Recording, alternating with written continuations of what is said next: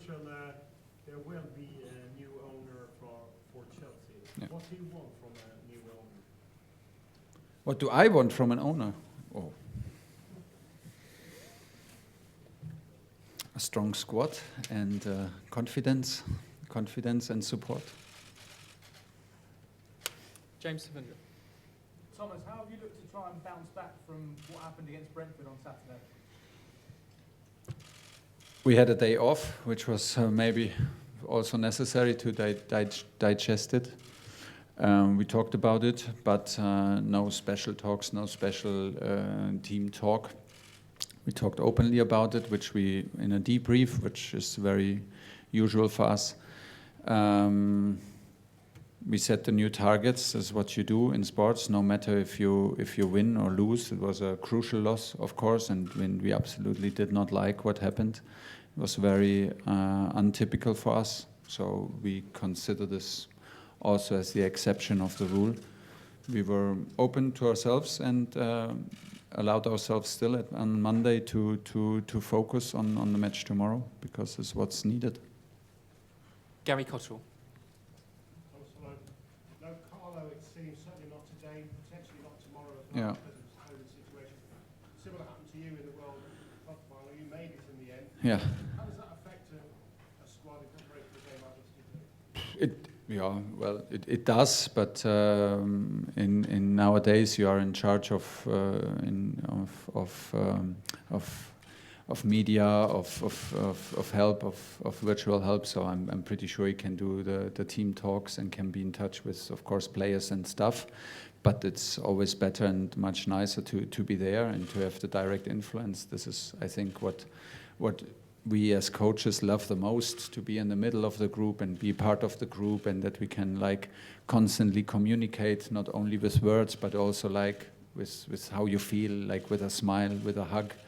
And when all this is missing, it's strange, and then something is missing. I hope he still makes it. I had the information that he will try to arrive tomorrow in the evening. I personally hope he makes it. He's a big coach, big personality, and would be nice to have him at the sideline in these kind of games. Nizar. Thomas, I want to talk about Kovacic against this former club. Yeah. He was like a wonderkid youngster when he was younger. He was a backup player for Real Madrid. Chelsea signed him, and now he's become like a star. Do you think he's kind of completing that journey now with Chelsea? Yes, and I think he's still completing it. He looks totally like a, what do you say, wonder kid? He looks like a wonder kid in training, in some exercises. For example, today he had an outstanding training session, and on top of it, he's a fantastic character, such a lovely person, such a nice guy, humble guy, and so interested in sport, and so happy to train, so happy to deliver for the team. It's pure pleasure. I was following his career long time, even like when he was at Real Madrid. I was aware of him, I was aware of the talent, and you could see there is a next step coming, and I was sure he has what it takes to make it there. And I'm very happy that I have the chance that he's my player. He plays a lot this season. Is crucial to us, not only on the pitch but off the pitch, in the way he behaves. You can see that he is brought up as a team player, and he is like he knows what it takes and what culture it needs in a dressing room and in a team, in a big club, and this is what he brings to our team. That's why we're very happy with Matteo. Matt Law. Thomas, the atmosphere at Stamford Bridge was a bit flat on Saturday. Obviously, the result, but even before you were Yeah. losing, it felt flat. How much do you need the crowd to give you a home advantage in this competition? Yes. Behind closed doors last season. We absolutely need it. Yeah, we absolutely need it, and we need to be better on the pitch. We're the first to admit it, but we need the crowd to be better, supporters to be better. It was like this. We need everybody on the front foot. It's a big match. It's quarterfinals, and it's a big opponent in a big occasion. I think like maybe normally we have these kind of atmospheres, like in evening games, in big matches, like throughout this season when spectators were back in, like the Champions League matches were like like gave us a huge push in terms of atmosphere and terms of energy, and we need it. Is crucial in these games, and we felt it like you feel it in every away game when you play in Turin, play in Malmö, play in St. Petersburg, play in Lille. It's super hard, and it's much harder to play against the spectators as well, and we will face it next week in Madrid. So yeah, everybody needs to be on top level. We need to be the first one to set the spark, but everybody needs to arrive tomorrow ready to support. John Southall. Hi, Thomas. How different a challenge are you expecting from Real Madrid from the game last season? I think it has nothing to do with last season's game. Honestly, I did not look at it in the preparation. I looked at the last matches of Real Madrid, but we did not have a look in our last year's matches. It's so that maybe answers the question. There's for us for us anyway not a revenge, but for us it's not a point to prove again or whatever. Like we are out there to prove a point anyway, and to bounce back from Saturday's performance and to play and to play in the right way, in the way we want to play, to be physical, to be intense, to be focused, and to be in our very best, because this is what we need. We overcame Real Madrid in the last season, but like I said, it had nothing to do in the preparation. It's new coach, it's new team, and it's with spectators, and it's again good to go. Nothing. Gentleman in the red jumper. Hi, Mr. Tuchel. Álvaro Montero, Denis in Spain. Who will be that Real Madrid player in case you will sign for your team? I mean, that key player you said, I don't like. You love these questions, no? You love these questions. Just from your colleague, I got the same question, but the other way around. He asked me, whom do you want not to play? Which is more or less the same question. Yeah. So instead of being boring and always say, I will not say one particular name, I gave all the praise in your colleague's answer to your colleague. I gave all the praise to Karim Benzema, which I said, I think 2 years ago, is one of the most underrated players in world football. And maybe not anymore, which he absolutely deserves, because he plays since how many years as a number 9 for Real Madrid. That speaks for itself, and what he did in the last stage to overcome the last stage for them, how he carried responsibility, and what a key part he plays for them as a captain now. Is very impressive. You could see what can happen to the team in his absence when they played the Clásico. So this is for sure a standout player, standout personality. But it is again right now in this very moment very unfair to Luka Modric, to Toni Kroos, Casemiro, and to all the guys who carry this team so successfully over almost a decade now. And there are huge personalities which I'm generally and genuinely a fan about, but for sure not today and for sure not tomorrow. Be in sports. Hi, Thomas. I wonder how you assess the current Real Madrid team compared to the one you beat in last season. And do you think Real Madrid in Europe, in terms of being the ultimate team, has faded in recent years?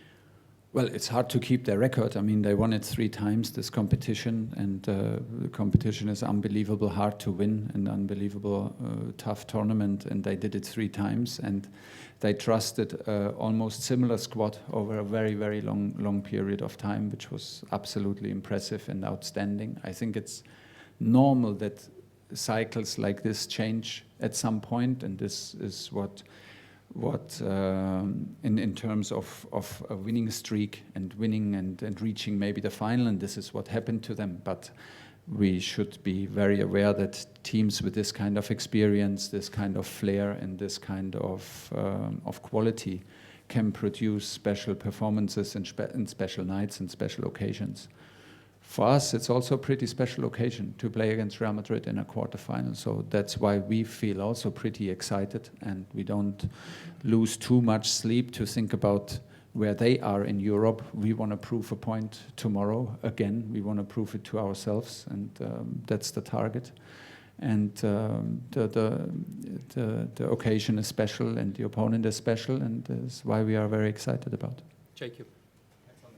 Andreas Christensen was a huge player for you in the run to the final last season, and you said obviously on Friday that you've seen the rumours about him and Barcelona. He didn't play on Saturday. Do you have any concerns about his focus at the moment? Do you have any concerns over how he might approach a game like this?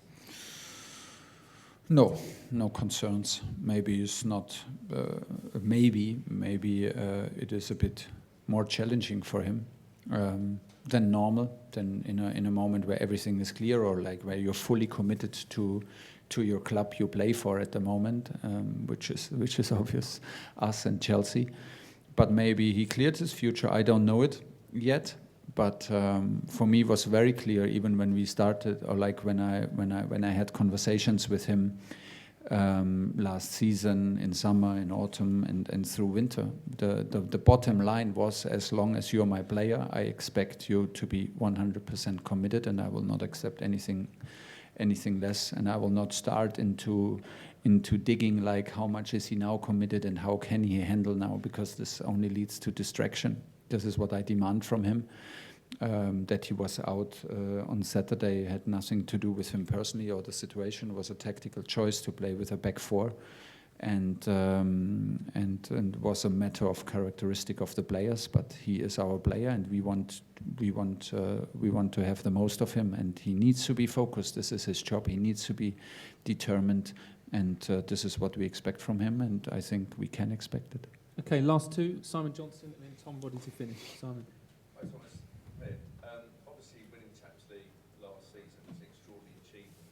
Yeah. But given everything you've been through this season, COVID, injuries, sanctions, the takeover tour, if you win it this season, would it actually be an even bigger achievement? Can you ask me again in the hopefully very end of May this question, because before that I will not talk about the final. Absolutely not. Not before first leg in quarterfinal. Is it harder to do that, to do it again? Because of everything? I don't know. It feels terribly hard all the time, but it's what we love. I mean, it's the competition, and it is no other way than step by step. It's challenging. It's demanding, of course, also at the moment for us. But this is at the same time what we love, and what we can deal with it, because this is what we choose. This is what we love, and that's why we can deal with it. And it's nice to deal with it, and it's nice to have these kind of experiences. Now we have 2 legs against Real Madrid. This is a top experience for sure. Okay, last question, Tom Boddy. Hi, Thomas. Just going back to Andreas, you said you spoke to him in the autumn. Do you think that the sort of public nature of the contract terms, did that have any inkling on the outcome and the fact that you think he might be going there? Oh, how do you mean it? I don't understand. Okay. So where you spoke to him in autumn, Yeah. and everything became quite public then about his contract situation. Well, I think those kind of comments led to the situation now in the room. my comments, or like. Yeah, and the situation with the club in general. Well, the situation of the club was pretty sure, and I think I gave you a pretty honest statement some weeks ago, where I told you that I think that he is exactly at the moment in the exactly right place, and that he should continue his journey at our club to become the defender he can be, and the real personality, and of also in terms of playing minutes, the figure that he wants to be, and that he, in my opinion, should not forget who gave him, like where he comes from, where he has his education from, where he is home, and that, in my opinion, he needs that kind of environment to bring the very best out of him. It's just my opinion. I gave this like some weeks ago, but the talks in autumn, in summer, there are constant talks, because we are in exchange with our players, of course. I hope that my talks did not make him make him want to leave, but I don't think so. I mean, you cannot take these things personal. If he decides to continue his career somewhere else, it's his decision. We don't need to understand it. We don't need to agree, but we will not take it personally. That's what I wanted to say before. Like, until he's our player, and I will not stop demanding everything from him. And he needs to be fully committed. This is what we expect and what we experienced, by the way. So you have to ask him about his decision and what were, like, in the end, the reasons for his decision. Okay, we'll leave it there. Thank you. See you tomorrow.